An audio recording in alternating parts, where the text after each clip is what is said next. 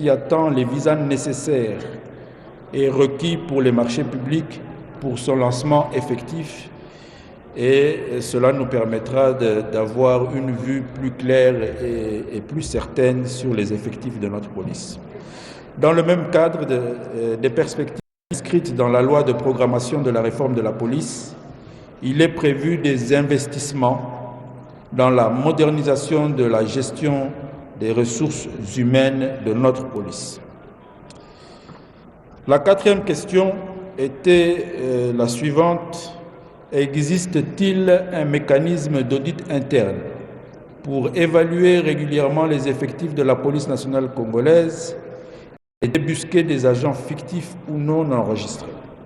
Oui, ce mécanisme d'audit interne d'évaluation des effectifs figure parmi les missions régaliennes de l'Inspection générale de la police nationale congolaise.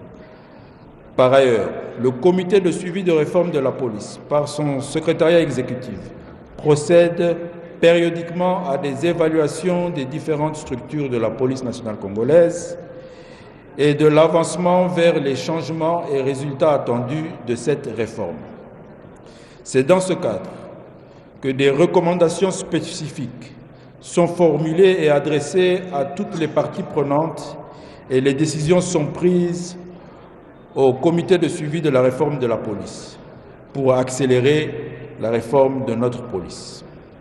Honorable Président de l'Assemblée nationale, honorables membres du bureau de l'Assemblée, honorables députés nationaux, représentants légitimes de notre peuple, le gouvernement de la République a initié l'opération Ndobo qui se poursuit et aujourd'hui est étendue déjà sur 4 provinces et elle est étendue concomitamment avec les programmes de lutte contre la criminalité des commissariats de ces différentes provinces. Contre toute attente, cette opération est en train de traquer aussi certains policiers recalcitrants et indisciplinés. En attendant l'adoption par l'Assemblée nationale de la loi de programmation de la mise en œuvre de la réforme de la police nationale congolaise pour la période 2025-2029, le contrôle à l'improviste s'effectue pour mettre la main sur tous les éléments qui s'évertuent à tracasser la population, à opérer des opérations arbitraires et à violer les droits et libertés fondamentaux des citoyens. La justice est aussi mise à contribution chaque fois que ces cas décriés sont dénoncés et signalés. Mais je reste convaincu que les solutions efficientes à la problématique de la gestion de la police nationale congolaise résident dans l'adoption par l'Assemblée nationale de la loi portant programmation de la mise en œuvre de la réforme de la police nationale congolaise pour la période allant de 2025 à 2029. Invité à 2 reprises à la Commission Défense et Sécurité, j'ai eu par 2 fois à répondre devant la Commission Défense et Sécurité de l'Auguste Assemblée nationale pour expliquer la teneur de la réforme de notre police. Et comme je le disais en liminaire, il ne peut y avoir de développement sans sécurité. La protection du territoire national et la sécurisation des personnes et de leurs biens constituent à mon humble avis une question de haute portée nationale. C'est le 2e pilier parmi les 6 des actions du gouvernement. Et tout est mis en œuvre pour rendre effectif ce pilier. Nous formulons à cette occasion, et en marge de ces réponses apportées aux questions de l'honorable député Yangamboyo Venance, le vœu de voir l'Auguste Assemblée nationale accorder le bénéfice d'urgence dans l'examen du projet de loi de programmation de la mise en œuvre de la police nationale congolaise pour la période 2025-2029. Sans être une panacée, ce projet, une fois adopté par l'Auguste Assemblée, constituera à coup sûr une avancée significative sur le chemin du renforcement de capacités de notre police et du rétablissement de l'autorité de l'État.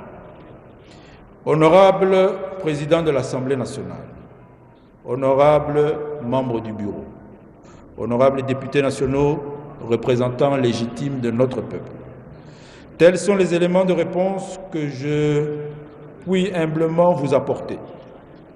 Je suis persuadé que cet exercice parlementaire d'aujourd'hui nous inspirera davantage et je vous remercie de votre attention et reste à votre disposition pour vos éventuelles questions et observations. Je vous remercie.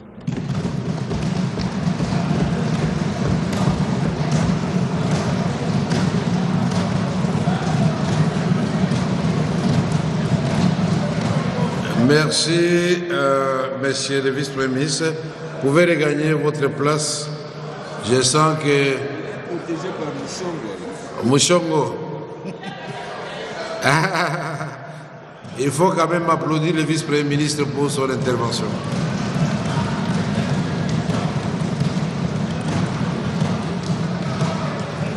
Honorables députés, chers collègues, comme vous l'avez si bien remarqué,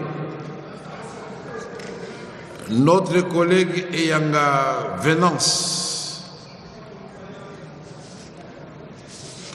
comme Madame Chilombo Doli hier, a tellement bien structuré son texte et que les questions posées étaient différentes les unes et les autres, tout en se complétant.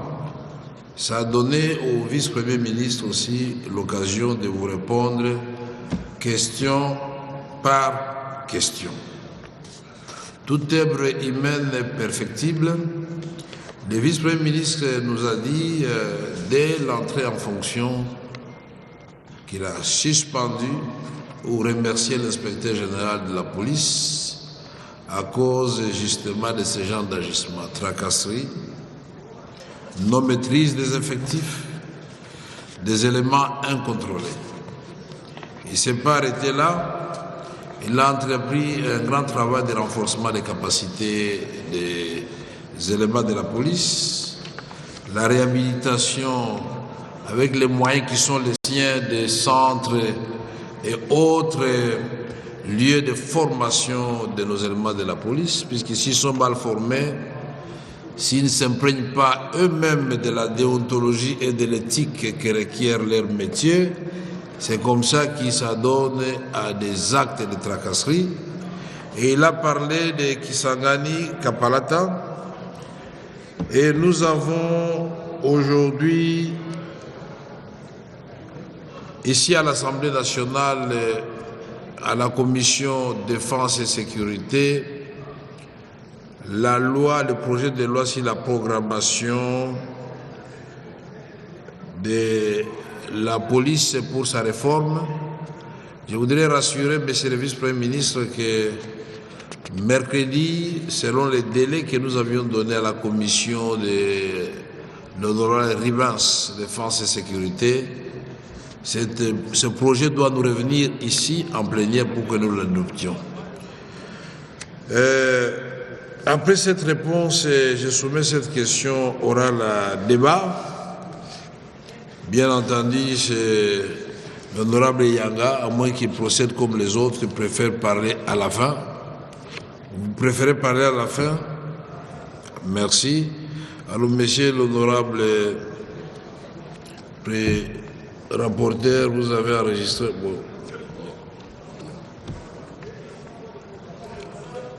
Il n'a pas encore fait quoi? Quelques groupes. Vous dormez quand les autres l'ont envoyé? Le président du groupe parlementaire. C'est le président des groupes parlementaires. Document signé par le président des groupes parlementaires. Tout document non signé par le président du groupe n'est pas pris en compte.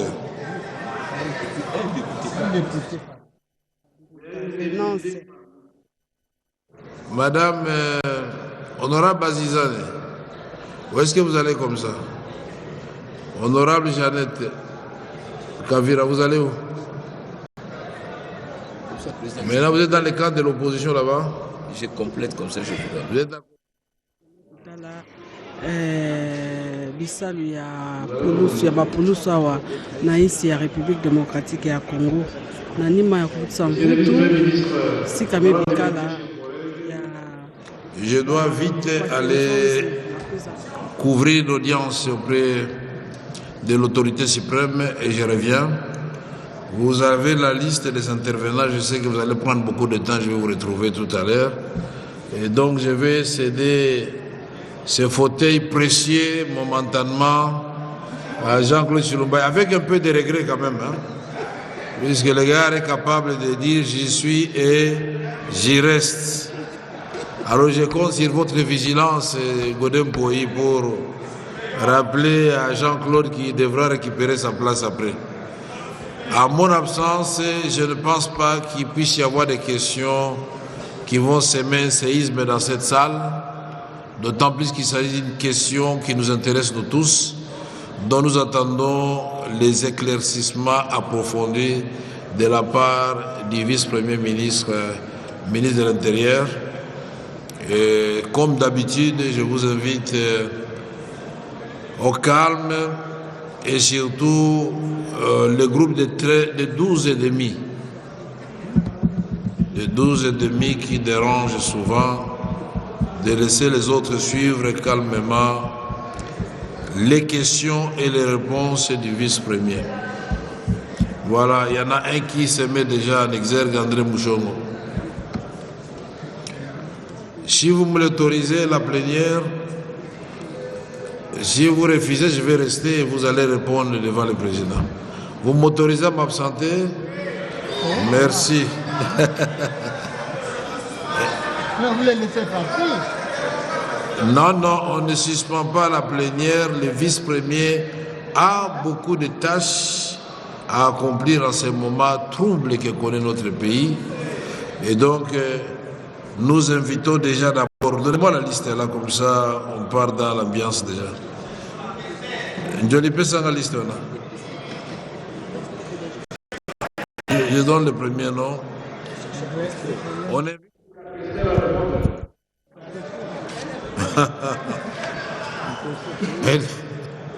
elle est dans les démarches. Nous invitons l'honorable Émile Soumaïli, AAUNC, de venir poser sa question et que l'honorable Patrick Mouniomo se prépare. Toutes les motions enregistrées seront